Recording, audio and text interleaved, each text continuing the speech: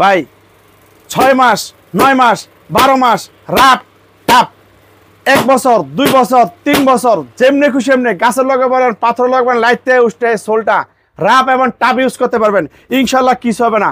অনেক চমৎকার জুতা, অনেক সুন্দর জুতা, রেড টেপ ব্র্যান্ডের 7,699 রুপি, বাংলাদেশি টাকা কনভার্ট করলে 8-9 হাজার টাকার উপরে দাম আসে। এই জুতাটা মাত্র 1450 টাকা। তো ইনশাল্লাহ পেয়ে যাবেন। আর আমাদের এই মালটা কিন্তু একটাই ডিজাইন, শুধু ভিতরের যে এই যে কাপড়টা, এই কাপড়টা শুধু কালার ডিফারেন্স দেখেন।